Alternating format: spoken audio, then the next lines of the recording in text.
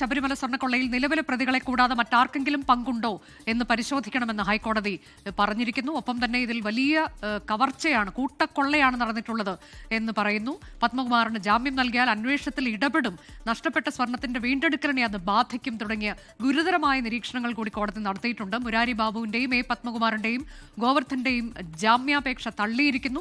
ആ ഉത്തരവിലാണ് ഗുരുതരമായ പരാമർശങ്ങൾ ഉള്ളത്. വിഷ്ണു സുരേഷ് തുടരുന്നുണ്ട്. വിഷ്ണു, ഇതിൽ സംഘടിത കൊള്ള എന്നൊക്കെയുള്ളത് കഴിഞ്ഞ ദിവസവും നമ്മൾ കണ്ടതാണ്, കോടതിയിൽ നിന്ന് അത്തരം പരാമർശങ്ങൾ വരുന്നത്.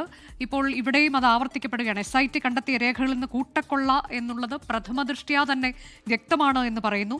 ഒപ്പം ഇതിൽ ഈ 3 പേരുടെയും പങ്ക് അത് ഏത് തരത്തിലേക്കാണ് എന്നതിന്റെ വിശദാംശങ്ങളിലേക്കും കോടതി പോയിട്ടുണ്ട് എന്നാണ് മനസ്സിലാക്കുന്നത്.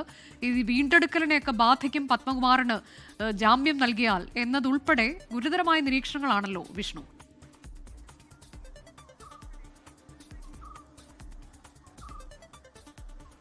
അനുജ, അങ്ങേയറ്റം ഗുരുതരമായ ശ്രദ്ധേയമായ നിരീക്ഷണങ്ങളാണ് ജസ്റ്റിസ് ബദറുദ്ദീന്റെ സിംഗിൾ ബെഞ്ച് ഈ ജാമ്യം റദ്ദു ചെയ്തിട്ടുള്ള ഈ ഉത്തരവിൽ പറഞ്ഞിട്ടുള്ളത്. അതിലൊന്ന്, പത്മകുമാറിന് ജാമ്യം നൽകിക്കഴിഞ്ഞാൽ, അയാൾ ഒരു മുൻ MLA ആണ്, അതുകൊണ്ട് തന്നെ ജാമ്യം നൽകിക്കഴിഞ്ഞ് പുറത്തിറങ്ങിയാൽ ഈ കേസിന്റെ മുന്നോട്ട് പോക്കിനെ അത് ബാധിക്കും. പ്രത്യേകിച്ച്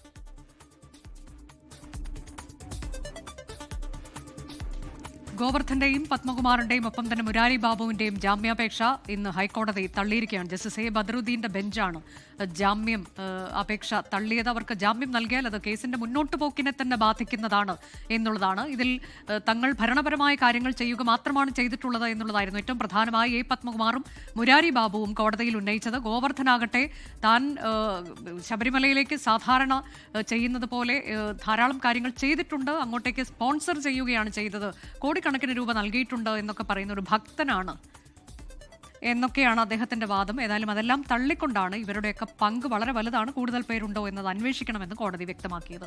ലോകത്തെവിടെയായാലും ഏത് സമയത്തും 24 വാർത്തകളും ഓഗ്മെന്റഡ് റിയാലിറ്റി പാക്കേജുകളും എക്സ്പ്ലെയിനറുകളും വിശദമായി കാണാൻ ഞങ്ങളുടെ YouTube ചാനൽ നിങ്ങൾക്ക് സബ്സ്ക്രൈബ് ചെയ്യാം.